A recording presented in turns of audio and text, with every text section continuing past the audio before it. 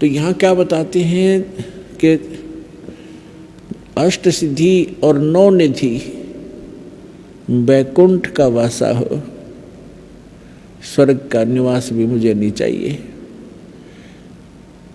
सो मैं तुमसे न मांग हूँ, सब थोथरी आशा हो।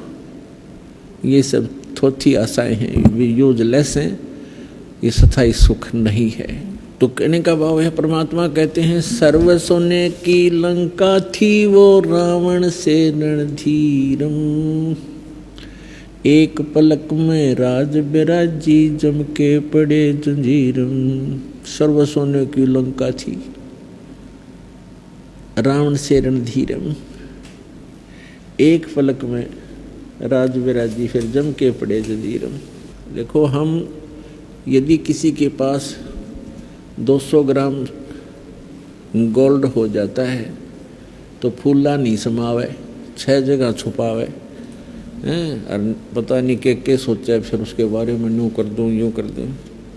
परमात्मा कहते हैं सर्व सोने की लंका थी और वो रावण से रणधीरम, एक पलक में राज विराजी और फिर जम के पड़े जंजीरम। मन तो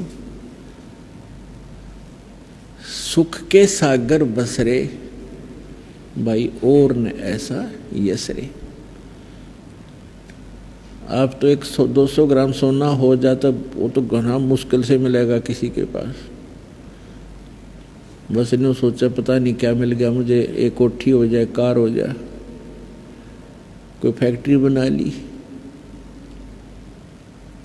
तो पुण्यात्माओं, यह भूल लगी हुई है आपके, इस संसार से वापस हटना पड़ेगा। आपने परमात्मा के ज्ञान को आधार बना कर जीना पड़ेगा, तब आप सफल हो पाओगे। आपको यहाँ भी सुख मिलेंगे, यहाँ के सुख भी आपको तभी भगवान देगा जिसमें आप उस मालिक पर समर्पित हो जाओगे कि मनसा वाचा कर्मणा अमोई और न दूजा हो। मेरे को मन कर्म वचन से परमात्मा आपके ज्ञान और आपकी भक्ति और उस परमात्मा आपके अतिरिक्त कुछ भी नज़र नहीं आएगा। फिर आप रोज़ बरकत देखना, आपके घर में सारे सुख देगा, काल से बचावेगा, जंजाल से बचावेगा और अकाल मृत्यु से बचाएगा।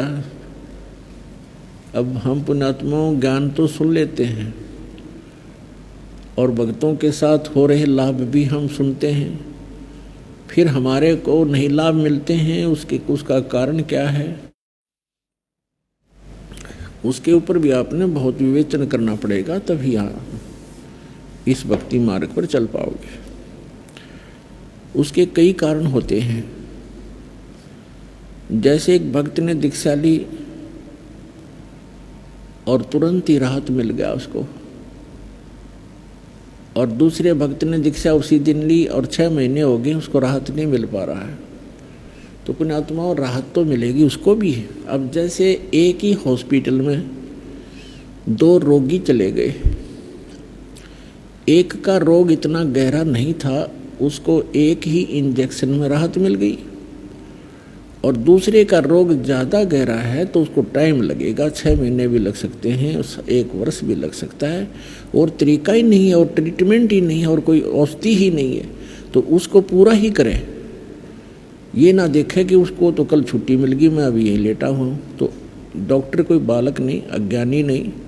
तो इसी प्रकार ये सोचे कि युगों युगों के कष्ट, युगों युगों के पाप हम संग्रहित किए फिर रहे हैं, अभी तक इसका सुचारू उपचार करने वाला कोई मिला नहीं था।